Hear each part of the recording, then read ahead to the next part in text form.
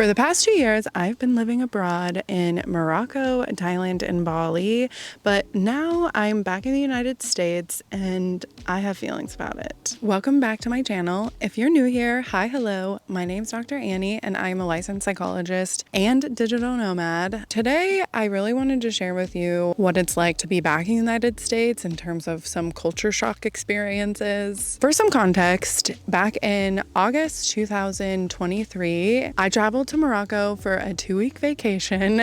I loved it so much and really didn't want my trip to end, so I decided to extend it for 1 month. 2 days into my extended trip, I met my now husband. That 1 month turned into much longer. Since we've met, we have also lived in Thailand and Bali, and most recently we're in Thailand for 5 months to give birth to my beautiful daughter Zainab. She's right there if you can see her kicking legs. As of July 2025, we landed in the United States and have been here for about 3 months now. Living in Asia and also living in Africa are obviously very different ways of life. Some of the culture shocks are definitely welcomed, and some of them are like, get me out of this country. I can't wait to go back.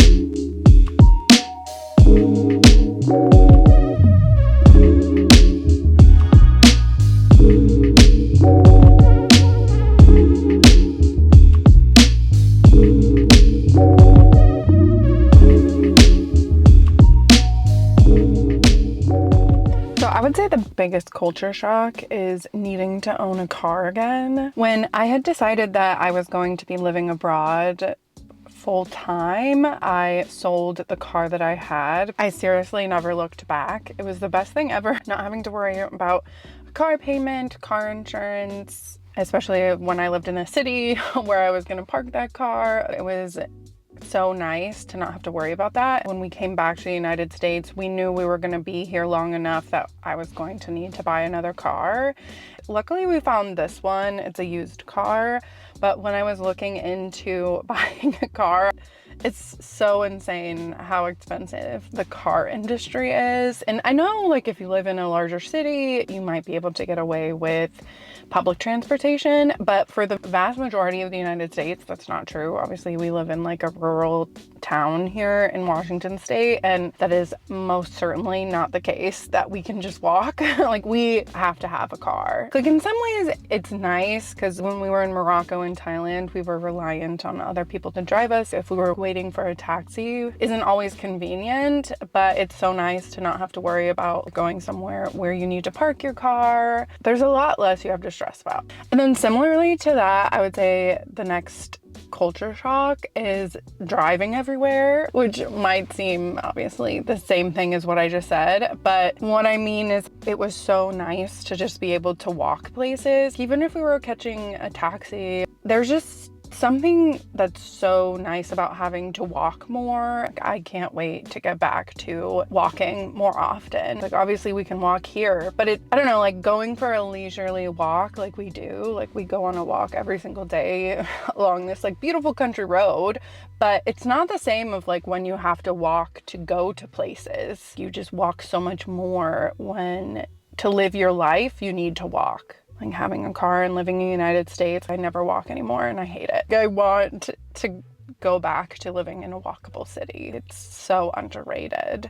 And if any of you know what I'm talking about, definitely leave a comment below. I want to hear your thoughts. Or if some of you have like made the transition back to the United States, like what you think about owning a car. Like, is it something you're glad about? You're happy and relieved? Or do you feel like owning a car is a downside of being in the United States? Let me know.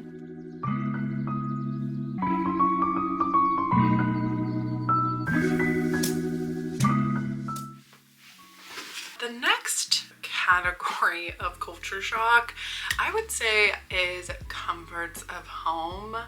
And this might be just particular to the lifestyle I had, where I was a digital nomad traveling from different locations.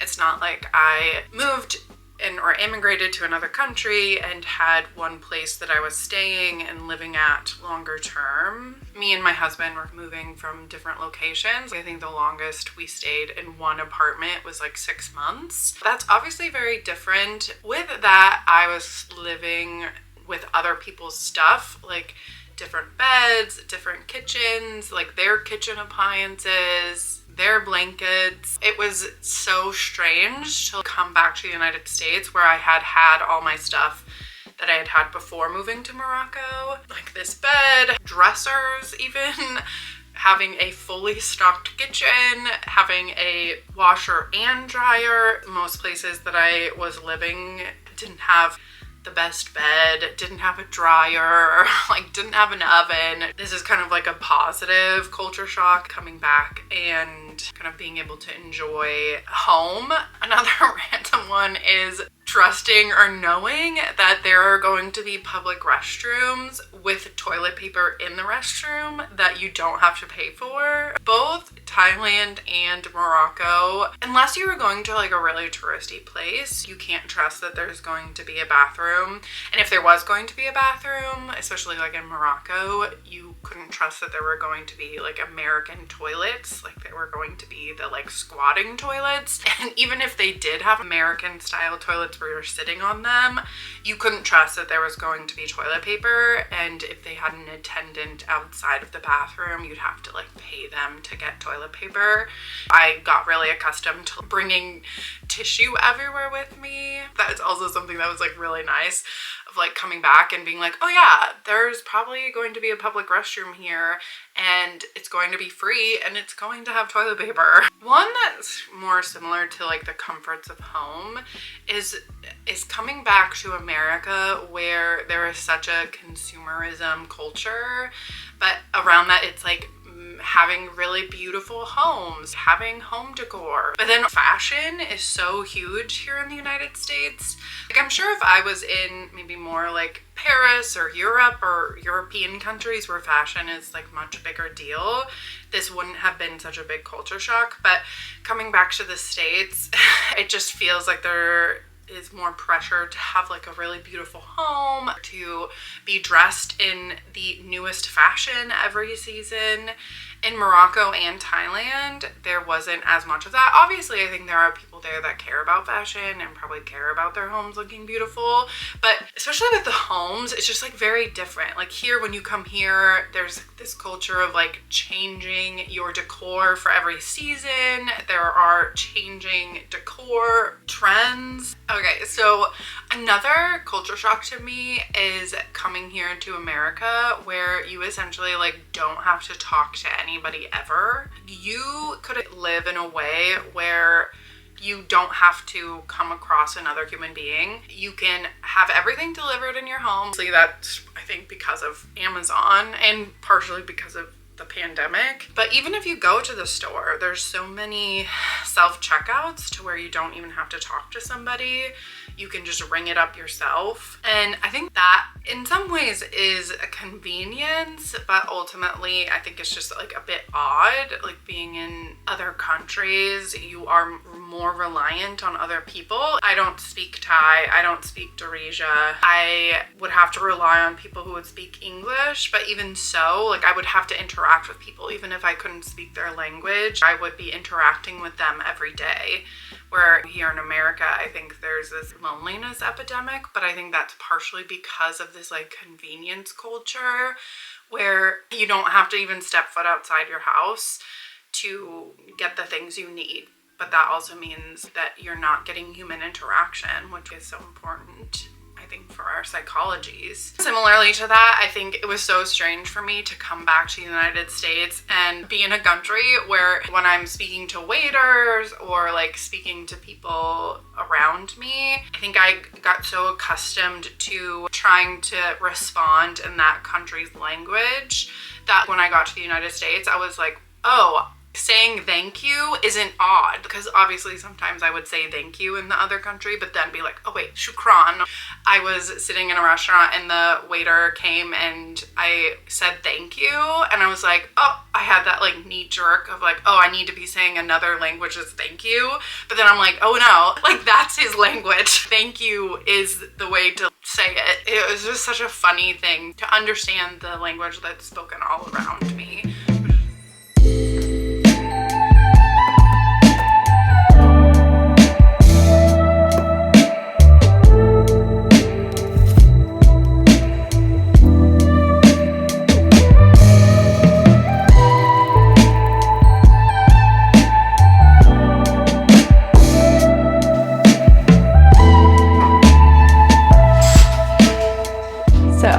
The last category of culture shock that I had, I would say, is all about consumerism. So I know this isn't like a new topic or anything. I feel like in the last couple of years, more people have been talking about just how intense consumerism is here in the United States.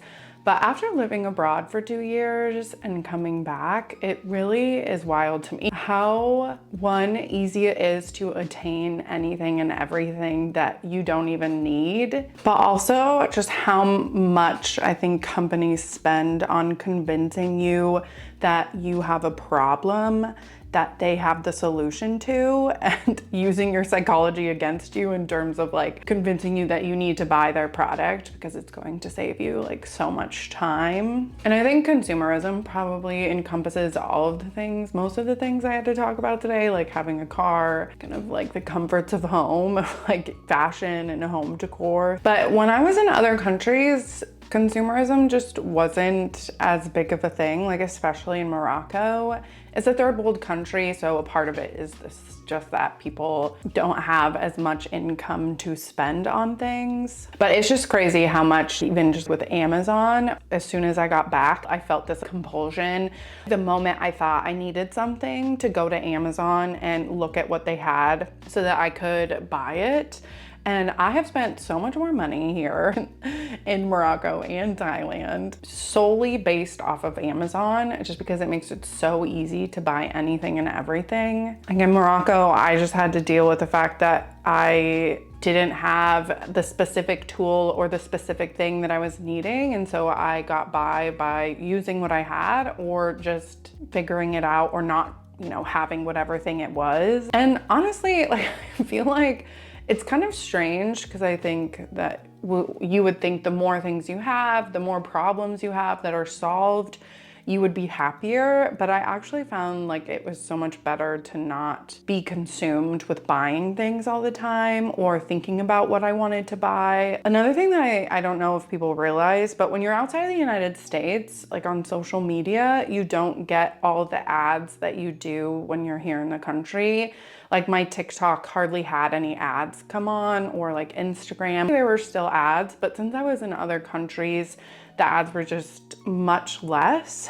And as soon as I got back, like, it's insane, the algorithm of social media, because Instagram is teasing me. Like, they are really good. Like, they send me, the moment I look at something, they start sending me ads for that thing, and it's so tempting to want to buy it. Like, I've clicked on so many ads, like, it's insane. But they're just so good at sending, I feel like, ads that I want. Consumerism and how much money is spent on ads here in this country is wild. I also think, like, as I was saying earlier, living in short-term stays and just dealing with whatever stuff the Airbnb or the apartment owner would stock in the apartment, and it didn't make sense for us to buy it because we were traveling around. I just had to deal with so much less. But now being here, I live with my parents, and they've been living here since I was 5. So like, what is that? Like almost probably 27 years or something like that.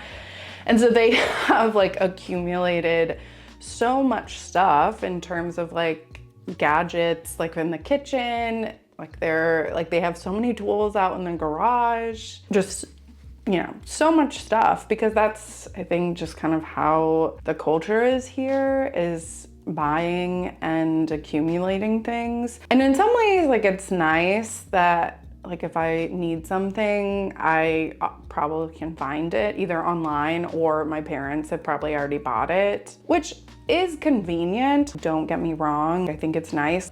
If you see my office has all the gadgets, but I think it's just it's just a culture shock. Like I didn't have Amazon in Morocco, and shipping in Morocco is just like really hard just because they don't have addresses. So you have to communicate with the driver. And obviously my husband could have communicated with the driver, but as an English speaking person, it was not easy. So it just was, there were so many more barriers to consuming that it just was so different there. And they have like little like small run stores, but it's just very different. If you have experienced this and you know what I'm talking about, definitely leave a comment below. It's just really wild the pressure you have to buy things here. I think similarly to that, in Thailand and Morocco, there were just so many more smaller self-owned shops there. Like here in the States, most stores are attached to like a bigger brand or like our chain stores. And if they're not chain stores, it's usually like a small boutique or like a, you know, self-run coffee shop, things like that. But they're still kind of like branded in a certain way. And I think in Morocco and Thailand, there's just so many more small stores. You can literally see the person's home behind the store or like restaurant. Like in Morocco, there were all these little shops you could go to that it's clearly one person runs it. And if that person's sick or that person doesn't want to work that day, that store doesn't open up because it is self-run. That's all I have for you today. So I'm going to leave you here.